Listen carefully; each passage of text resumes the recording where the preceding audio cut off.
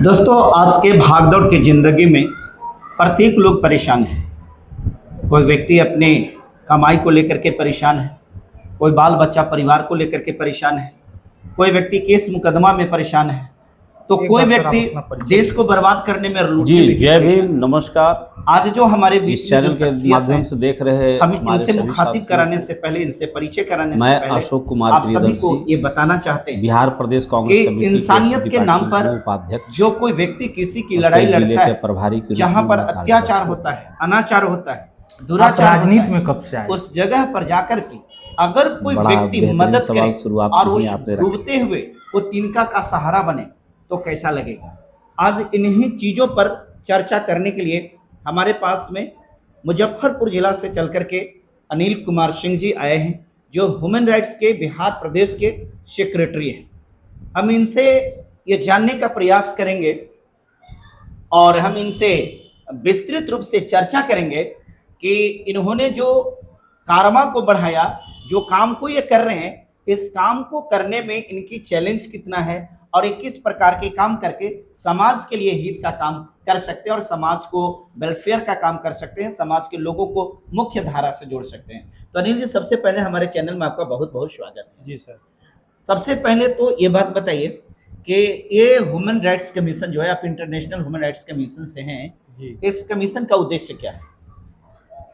इस कमीशन का उद्देश्य है कि गरीब को, जो पीछे दबे हुए लोग हैं, उनको आगे बढ़ाना, जहाँ पे कोई नहीं जानता है किसी भी चीज़ को उसको बताना, जो असंभव काम हो सब उसको करके दिखाना, कराना, यही काम है। तो क्या कोई व्यक्ति आज जो खास करके देखा जा रहा है तो दलित वर्ग के लोग न्याय के लिए दर दर भटक रहा है, उसके पास में पैसे नहीं है और पैसे के अभाव में झूठ गलत में और गलत सही में साबित हो जा रहा है। इस स्थिति में कोई व्यक्ति, बहुत से ऐसे हैं जिनको कोई जमीन हड़प ले रहा है, बहुत सारे लोग ऐसे हैं कि न्याय के लिए तड़प रहे हैं, इलाज के लिए तड़प रहे हैं। तो क्या उन तमाम लोगों को जिनको न्याय नहीं मिल रही है या जिनकी लड़ाई कोई नहीं लड़ रहा है, तो क्या वैसे लोगों की लड़ाई आपका आयोग लड़ सकता है? जी हाँ, लड़ सकता है। क्या करेंगे उसमें? सब कुछ करेंगे, उनसे आवेदन लेंगे, उनसे थोड़ा बहुत खर्च के रूप में जो खर्च आता है सो लेंगे, उनको उन्हीं में से, अगर दूर के होंगे तो उन्हीं में से उनको एक पदाधिकारी नियुक्ति करा देंगे, प्रशिक्षण दे देंगे, प्रशिक्षण दिला देंगे, उनको आईडी दिला देंगे और उनसे काम करवाने का कोशिश करेंगे। नहीं होगा तो हम लोग जा करके उनको कोऑपरेट करेंगे, हेल्प करेंगे, पदाधिकारी से मिलकर बात करेंगे, कार्रवाई कराएंगे। तो यहाँ तो स्थिति ऐसी है कि एक थाना में एफआईआर कराने के लिए भी लोगों को पैसा देना पड़ता है। तो जो व्यक्ति पीड़ित है और उसका थाना में एफआईआर तक दर्ज नहीं हो रहा है, तो फिर उसका एफआईआर दर्ज कराने के लिए आप क्या कर सकते हैं? एफआईआर दर्ज कराने के लिए हम लोग के यहाँ प्रोसेस है, आवेदन थाना में दीजिए, वही आवेदन लगा करके मेरे यहाँ आवेदन दीजिए, मेरे नाम से अलग आवेदन लिख करके उसी में और उसका फोटो स्टेट लगा करके दीजिए। हम थाना प्रभारी से बात करेंगे, उनको आवेदन देंगे, कार्रवाई करेंगे तो ठीक है, नहीं कार्रवाई करेंगे तो उनको कार्रवाई करना होगा, उनको दंड मिलेगा सरकार। वो कहने का मतलब कि अगर उस पर कार्रवाई थाना प्रभारी या कोई अधिकारी करेंगे तो ठीक है, और अगर नहीं करेंगे तो फिर उस अधिकारी के ऊपर आप लोग ही कार्रवाई करेंगे। जी, शायद आप ये कहना चाह रहे हैं। जी जी।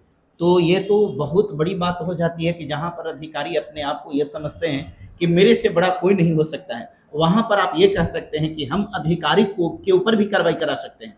तो क्या ये हम संविधान की ताकत माने या फिर आपके आयोग का? संविधान का ही ताकत है, आयोग के माध्यम से सब कुछ होता है। मैंने आयोग करता है लेकिन सारा काम संविधान के अनुसार ही करता है। हाँ। जो संविधान में वर्णित। जी जी। अच्छा, कुछ ऐसे घटना के बारे में बता सकते हैं जहां आपने लड़ाई लड़ा है और उस लड़ाई को मुकाम तक के पहुंचाया है, जैसे आप अपने जिलों में या अन्य राज्य में जो काम किया है, ऐसा कुछ एग्जाम्पल्स है जहां से आपने कुछ ऐसा लड़ाई लड़ा? मेरे यहाँ फर्जी शिक्षक लगा था 1000 2012 में आवेदन दिए सरकार को, सरकार उसमें आवेदन को निगरानी विभाग को सौंप दिया, निगरानी विभाग अनेकों बार निकाला, शिक्षक को के कोर्ट में कार्रवाई किया, कोर्ट जो है सो 1,50,000 रुपया घूस ले करके उन लोगों को बेल जमानत दे दिया। पेपर में निकला, हम उसी पेपर का कटिंग को ले करके हाई कोर्ट को लिखे, हाई कोर्ट जो है सो मजिस्ट्रेट को सस्पेंड कर दिए, केस कर दिए, क्या हुआ। फिर अभी सीबीआई से जांच के मांग किए हैं। तो अभी सीबीआई से जांच का मांग आपने किया है, तो क्या सीबीआई जांच की मांग को गवर्नमेंट के द्वारा एक्सेप्ट कर लिया गया है? अभी तक तो नहीं किया गया। जिला पदाधिकारी को दिए हैं, 1 महीना हुआ है। दोबारा अब जाएंगे कमिश्नर साहब के यहाँ, वो करेंगे तो करेंगे, नहीं करेंगे तो फिर डाक के माध्यम से उनको जिलाधिकारी के यहाँ भेजेंगे, और उसके बाद आगे बढ़ेंगे। हमारे यहाँ किसी भी प्रकार के अधिकारी या कोई पदाधिकारी जब किसी भी मामला को दबाने का प्रयास करते हैं, कोई काम नहीं होता है, तो आम जनमानस में एक भावना होता है कि चलो कोई बात नहीं, इस अधिकारी को हम कोर्ट में ले जाएंगे और कोर्ट हमको न्याय करेगा और वहाँ से हमको न्याय मिल जाएगा। क्या आपको ऐसा लगता है कि न्यायालय में जाकर के वास्तव में लोगों को न्याय मिल जाता है? और ऐसे आपका मामला, आपके द्वारा भी कोई मामला न्यायालय में पहुंचे और उचित न्याय न मिले, तो फिर आपकी कार्रवाई क्या होती है? हमारी जो भी कार्रवाई हुई है उसमें टाइम भले ही जितना लगे, लेकिन हमको तो न्याय मिला है। परेशानी जितना लगा हो, लेकिन न्याय मिला है। मेरा हाई कोर्ट भी सुनते हैं, सुप्रीम कोर्ट भी सुनते हैं, ऊपर के भी कोर्ट सुनते हैं, बड़े पदाधिकारी लोग सुनते हैं, नीचे के पदाधिकारी थोड़ा टाल मटोल करते हैं, लेकिन ऊपर के पदाधिकारी लोग सुनते हैं। कार्रवाई होता है, देर होता है लेकिन दुरुस्त होता है। तो आप तो थोड़ा उल्टा टाइप के बोल रहे हैं, कह रहे कि बड़े पदाधिकारी सुनते हैं और छोटे पदाधिकारी वही नहीं सुनते हैं। कहने का मतलब छोटे पदाधिकारी वैल्यू नहीं देते हैं, इम्पोर्टेंट को नहीं समझते, जबकि बड़े अधिकारी इम्पोर्टेंट को समझते हैं। इसके पीछे क्या हो सकता है? मैंने छोटे अधिकारी ऐसा हो सकता है कि उनको ह्यूमन राइट्स के पावर के बारे में जानकारी नहीं होगा, ये हो सकता है कारण, या फिर वो ये जानते होंगे कि ये बहुत लाइटली लेते होंगे। कारण क्या है कि छोटे अधिकारी सीरियस नहीं ले पाते हैं? उनको अभी तक बिहार में जो क्या बोलते हैं पिछड़ा लोग में से हम लोग आते हैं, तो वो समझते हैं कि बैकवर्ड है, इसलिए वो लोग हमको इस तरह से समझते हैं। और जब उन पर पड़ता है ना, तब उनको समझ में आता है कि वो फलाने बाबू थे। अनिल बाबू, एक बात बताइए कि चूंकि आप इस प्रकार से बहुत सारे लड़ाई लड़ रहे हैं और समाज में लड़ने वाला, देश में क्रांति करने वाला, देश को आज़ाद कराने वाला से लेकर के इतिहास को देखिएगा, तो जो देश को देने के लिए लड़ाई लड़ा है, न्याय के लिए लड़ाई लड़ा, क्रांति किया, उसको उसकी सजा भी मिली है। आपको भी ये जो कर रहे हैं उसकी सजा आपको भी मिली है कि नहीं मिली? हाँ, 5 महीना जेल में रहना पड़ा है हमको। अच्छा, ये किस काम के लिए आपको 5 महीने जेल में रहना पड़ा? कोई ऐसा गुनाह किए थे क्या? एक व्यक्ति हमको आवेदन दिए थे कि मेरा जमीन दखल कर रहा है। वो आवेदन जो है सो हम 13 पदाधिकारी को लिख करके दिए थे। उस समय नए नए थे, और उसमें क्या हुआ कि वो आदमी 6 महीना साल भर के बाद हम पर हर्जन एक्ट केस कर दिया। थाना प्रभारी जो थे, कौन झा थे, इंस्पेक्टर भी झाए थे, वो लोग हम पर FIR कर दिए, हमको जेल भेज दिए। हम 5 महीना के बाद जेल से आए। 10 साल के बाद कोर्ट झारखंड के कोई मजिस्ट्रेट गए, हमको रिहा कर दिए। बुला करके हमसे कहे कि आप इसमें पैरवी कीजिए, 1-2 डेट में समाप्त कर देंगे। समाप्त हो गया केस। तो वो केस जो आपके ऊपर हुआ और 5-6 महीने तक आप जेल में रहे, तो उस केस में कोई जो भी हुआ, रिहा किया गया, तो उसमें कोई जजमेंट आया होगा ना? क्योंकि देखिए, कोई व्यक्ति के ऊपर एक ये ब्लेम लग जाना कि आप आरोपित हैं, और एक हुआ कि नहीं, आपके ऊपर जो आरोप था वो झूठा साबित हुआ और आपको बरी किया गया, तो क्या कौन आधार पर बरी किया गया? उसमें उनका एक भी गवाही सही नहीं साबित हुआ। अच्छा, ये लिखे कि आपको बाय इज्जत बरी किया जाता है, कोई आरोप सिद्ध नहीं हुआ। हाँ, तो ये तो बहुत बड़ी बात है कि क्योंकि हमें भी लगता है कि कोई व्यक्ति समाज की लड़ाई लड़ता है, कोई व्यक्ति अगर किसी की फंडामेंटल अधिकारों के लिए लड़ता है, तो उसके साथ में वो समाज में जो बेईमान तबके के लोग होते हैं, जो समाज को लूटने का काम करता है, देश को खोखला करने का काम करता है, तो वैसे लोग नहीं चाहता कि अनिल जी जैसे सामाजिक कार्यकर्ता, एक सोशल एक्टिविस्ट जो हैं, वो इस लड़ाई को लड़े। उस नाम उस जगह पे है मेरे यहाँ सुबोध कौशिक, ये है शिक्षक, और ये पूर्व प्रमुख भी है, अभी भी प्रमुख है, इसका भावी प्रमुख है। यही फर्जी शिक्षक को बहाली करता है। बिहार में लाखों शिक्षक बहाली किए हुए हैं। नौजवान नौजुवकी को 5 लाख 10 लाख रुपया लेकर के ठग लिए हुए हैं। बहुत लोग सुसाइड कर लिया, बहुत लोग जेल चल गया, बहुत लोग मर गया, अब बहुत लोग अभी भी काम कर रहा है। ये सुबोध कौशिक का जो ये है, मैंने एक रिकॉर्ड किए कि इस प्रकार का रिकॉर्ड है। हाँ, जो लोगों से ठग ढक करके नौकरी के नाम पर झांसा दे करके, हाँ, और ये करना, बहुत सारे कुछ लोगों को गलत अवैध तरीके से भर्ती भी करा दिया होगा। हाँ, बहुत लाखों लोगों को किए हुए हैं। अच्छा, और उसको सही से, जैसे हम आप चलते हैं वैसे वो चल नहीं सकता है, वो छुप के चलता है, डर के निकलता है, उसके साथ 10 को बॉडीगार्ड रहता है, डरे। तो इस तरह के काम है। आप तो अनिल बाबू बिहार से चुकी हैं, तो आपका अधिकार बिहार तक के सीमित है, चूंकि सेक्रेटरी आप बिहार के हैं, नहीं, तो नहीं, आपका अधिकार यहीं तक सीमित पावर है। बिहार का है, लेकिन काम हम पूरे देश पर करते हैं। अच्छा, पूरे देश स्तर पर काम जी। तो देश के कोई भी कोना से आपके पास में कोई शिकायत आएगी तो उस पर कार्रवाई आप करेंगे? जी हाँ। एक बहुत महत्वपूर्ण सवाल आपको ये भी बात पूछना चाहेंगे, क्योंकि आज के समय में अभी के परिप्रेक्ष्य में ऐसा हो रहा है कि रिलीजियस सोसाइटी, कुछ प्रॉपर रिलीजन पर जो है ना, खास रिलीजन के लोग जो हैं बेअर्थ बिना मतलब के उनके ऊपर अटैक कर रहे हैं। जैसे आप चूंकि एक शिक्षाविद भी हैं और आप आरटीआई एक्टिविस्ट भी हैं, ह्यूमन राइट्स के अधिकारी भी हैं, इस नाते आपको तो पता होगा कि आर्टिकल 25 जो है हर किसी को धार्मिक आज़ादी देता है। तो क्या इस देश में जो यीशु मसीह के लोग हैं, ईसाई धर्म के लोग हैं, उसको प्रार्थना करना, बाइबल रखना, ऐसे करने पर, प्रार्थना चलाने पर उसके साथ मारपीट होता है उनके लोगों के साथ में, तो इस प्रकार से इन चीजों को आप कैसे देखते हैं और क्या इसकी लड़ाई भी आप लड़ सकते हैं? हम तो लड़िए सकते हैं, वहाँ के लोगों को आगे बढ़ना होगा। वो मेरे पास आएंगे, हमसे संपर्क करेंगे, हम उनको रास्ता बताएंगे, वैसे लोगों पर कार्रवाई हो जाएगी। वहाँ के थाना पुलिस प्रशासन उनको अरेस्ट करेगा, उनको दंड जुर्माना करेगा, वहाँ के जज साहब से मिलकर सजा कराया जाएगा। तो कहने का मतलब आपके पास में कोई जाति, कोई धर्म का कोई पैरामीटर नहीं है, नहीं। कोई भी व्यक्ति के लिए, कोई भी रिलीजन का व्यक्ति आ सकता है, जो दबा हुआ है, सताया गया है, जो पीड़ित है और उसके साथ में जो सोशल जस्टिस नहीं हो रहा है, तो उन तमाम लोगों की लड़ाई लड़ सकते हैं। अच्छा, एक बात बताइए, ऐसे तो लोग लड़ाई को न्याय पाने के लिए बहुत जगह पर बहुत खर्च करते हैं, बिचौलिया मिल जाते हैं, कुछ ऐसे ब्रोकर्स होते हैं जो उनसे पैसा ले लेकर के ठग लेता है, लेकिन उसको न्याय तक के नहीं पहुंच पाता है। इसकी वजह से बहुत सारे लोग जो हैं वो भयभीत रहते हैं कि ऐसा न कि पैसा लेकर के मेरा काम ना हो। तो आपकी जो काम है, आपके द्वारा जो होता है, उसमें काम की सिक्योरिटी रहती है कि नहीं, सिक्योरिटी रहती है कि नहीं? हम लोग जो भी काम करते हैं उसका सिक्योरिटी तो रखते हैं, उसे काम कराते हैं, करते हैं। और यदि नहीं होता है तो अनजाने में कुछ सीनियर लोग जो है ना, उस समय शुरू में बोले कुछ और अपना पीछे हट गए, लेकिन हम तो लड़ाई लड़ रहे हैं आज भी लड़ाई लड़ रहे हैं। जी लड़ रहे हैं। और हम जो बताए हैं आपको कि हाई कोर्ट में ऐसे 2015 में दिए थे आवेदन, जज, रिटायर्ड जज हाई कोर्ट के बहाल करने के लिए, वकील साहब को पैसा ले लिए, केस नहीं किए। अभी सुप्रीम कोर्ट में वकील साहब को दिए हैं पैसा, मैंने हाई कोर्ट के रिटायर्ड जज को बहाल करने के लिए, मेरा जो भी केस है उसमें सभी को जांच कराने के लिए। इसलिए हमारे यहाँ जो भी आवेदन आया है उनका हर संभव प्रयास रहेगा कि उनको विजय दिलाए। अच्छा, सुनने में ऐसा है कि आपके ऊपर भी एक ऐसा आवेदन था जिसमें आपके ऊपर भी कुछ लोगों ने फिरौती की मांग किया था और आपको थ्रेट किया था, वो क्या चीज का मामला था? कुछ दिन पहले हमको 2-4 महीना पहले एक फ़ोन आया, 1 तारीख को, शायद 1 तारीख को फ़ोन आया 2 बजे में। उसमें कहा कि आप मिस्टर अनिल कुमार सिंह बोल रहे हैं? तो हम कहे कि हाँ। तो वो कहा कि आपको 2 लाख रुपया देना है, नहीं दीजिएगा तो हत्या कर देंगे। तो वो तो बेचारा इतना ही बोला, हम बहुत कुछ बोले, कहे कि तू आजा, किधर मिलता है, कहाँ मिलता है, हम तुमको पैसा देंगे, बाद में पहले मिल के तो देख। उसके कल होकर के हम गए थाना में जो जमदार बैठे हुए थे आईओ, उनको लिख करके दिया। वो हमारा मोबाइल लेकर के मोबाइल के उस नंबर को ब्लॉक कर दिए।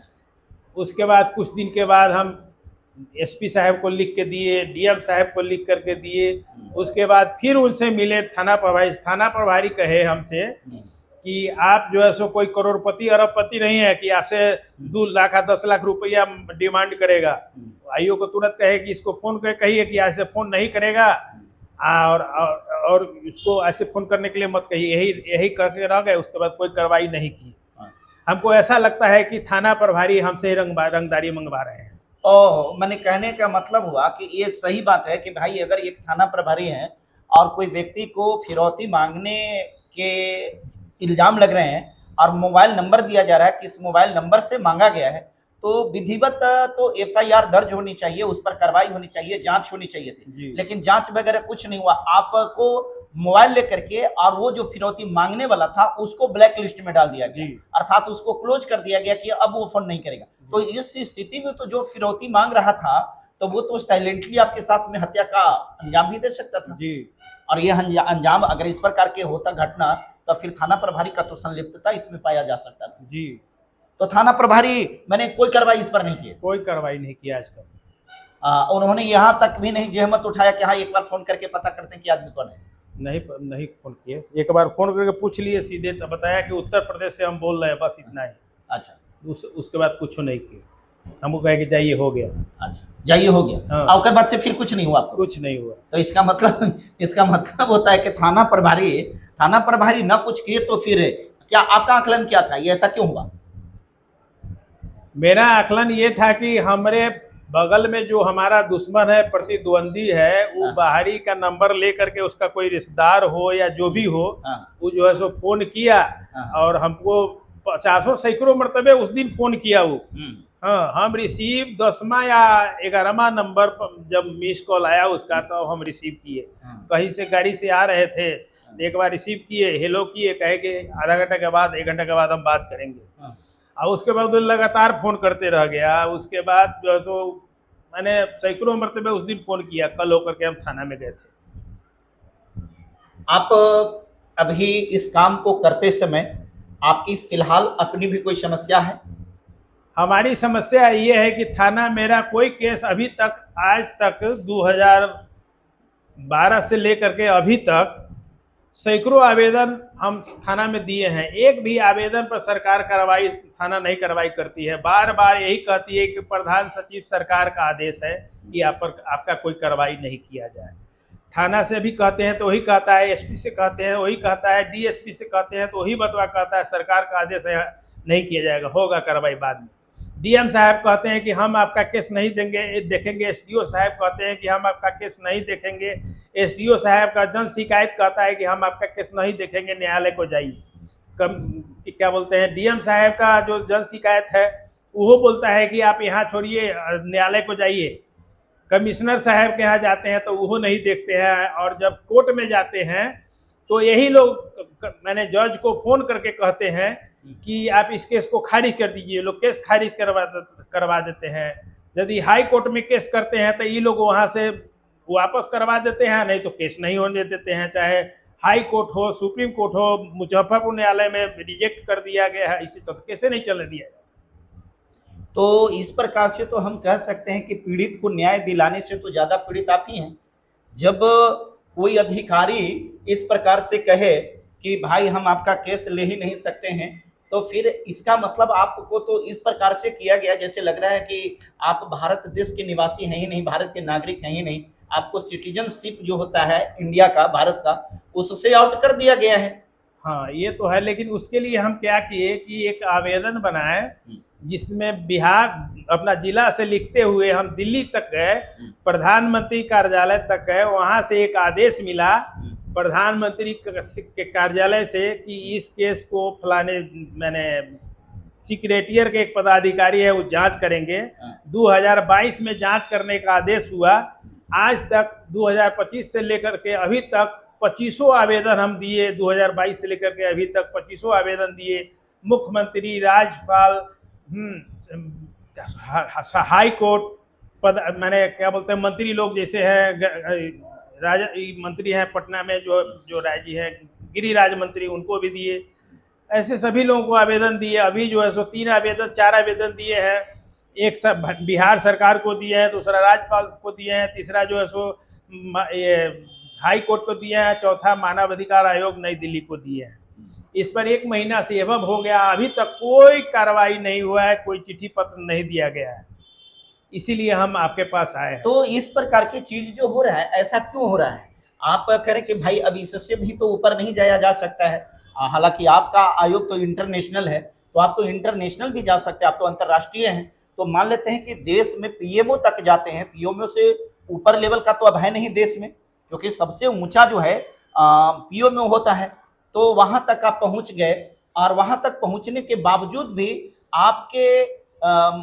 आपका जो समस्या है उस पर किसी भी प्रकार का कोई संज्ञान नहीं लिया गया। तो अब आपके पास में क्या विकल्प बचता है? विकल्प है भी, या फिर अगर मेरे पास भी विकल्प है, अब मान लीजिए कि हम वकील के माध्यम से लिख करके सुप्रीम कोर्ट को दिया वकील साहब को पैसा दिया तो वकील साहब फोन उठाना ही बंद कर दिए। उनका नाम है चंदन कुमार कुशवाहा, मुजफ्फरपुर के वकील है। और वहाँ बताए जाते हैं सुप्रीम कोर्ट में सरकारी टीटी है, क्या बोलते हैं, पीपी है। और वो जो है सो अपना दस्तावेज मेरे यहाँ भेज दिए मोबाइल पर, और उसके बाद कहते हैं कि हम सरकारी आदमी हैं, प्राइवेट केस नहीं देखते हैं ना। आज तक पैसा फेरे 2025 में उनको दिए थे, मेरे मोबाइल से उनको हम सुप्रीम कोर्ट को लिख करके भी दिए हैं। बार एसोसिएशन अध्यक्ष के नाम से आवेदन लिख करके दिए हैं। अच्छा, आपने जो पैसा दिया था उसके बारे में? हाँ। तो उस पर भी कोई कार्रवाई नहीं हुई है? अभी तक कोई कार्रवाई नहीं हुई। तो आपके पास में अब विकल्प क्या बच रहा है? अब विकल्प के बारे में तो हम आपके पास आए हैं सहयोग लेने के लिए। अगला विकल्प कोई जज साहब से मिलते हैं, बात करते हैं, सरकार से एक अगेंस्ट में जाकर के बात करते हैं। अब वो लोग क्या सजेशन देता है उसके बाद जो अगला। दोस्तों, आप तमाम लोग जो भारत के संविधान में और लोकतंत्र में विश्वास करते हैं, ये मर्माहत करने वाली खबर आपको जरूर देखना चाहिए। आप प्रत्येक लोगों के पास में शेयर करना चाहिए।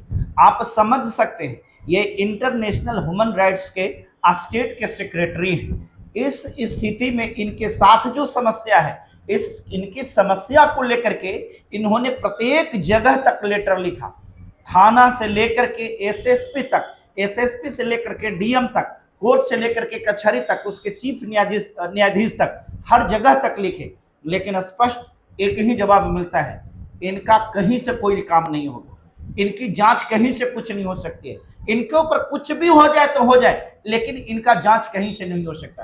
पीएमओ तक के जाकर के इन्होंने लेटर लिखा है कि भाई मेरे जो मामला है उस पर जांच बैठाया जाए, लेकिन वहां से भी किसी भी प्रकार का कोई संज्ञान नहीं लिया गया।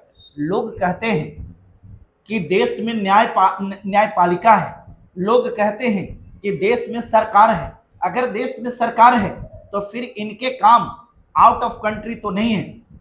देश में अगर न्यायाधीश है, देश में अगर जुडिशियरी सिस्टम काम कर रहा है, तो फिर आखिर ऐसा क्यों हो रहा है? अब आप बताइए, इस प्रकार के मामला जब ऐसे ऐसे व्यक्ति के साथ हो सकता है, तो जहां पर वो साधारण व्यक्ति जो न्याय की आस लगा करके बैठा है, उनके साथ में क्या हो सकता है? दोस्तों, जागना पड़ेगा और ऐसे ऐसे लोग जो समाज में विषाक्त के रूप में उस पद पर जाकर के बैठ करके उसकी गरिमा को धूमिल कर रखे हैं, उनको हर प्रकार से कह सकते हैं, उनको जवाब देने के लिए विवश करना पड़ेगा और उनसे लड़ना पड़ेगा। आज लड़ाई किसी व्यक्ति का नहीं, आज लड़ाई सिस्टम से है। जब तक सिस्टम से लड़ाई नहीं लड़िएगा, तब तक आपको न्याय मिलना असंभव है। इस वीडियो पर आप अपनी प्रतिक्रिया को जरूर दीजिएगा, और इसमें और क्या हो सकता है, यदि आप शिक्षित वर्ग से हैं, अगर आपके पास में इससे ज्यादा नॉलेज है कि इसमें क्या किया जा सकता है, आप कोई अधिकारी हैं, आप कोई पदाधिकारी हैं, या आप कोई पीएमओ से रिलेटेड कोई अधिकारी हैं, तो इस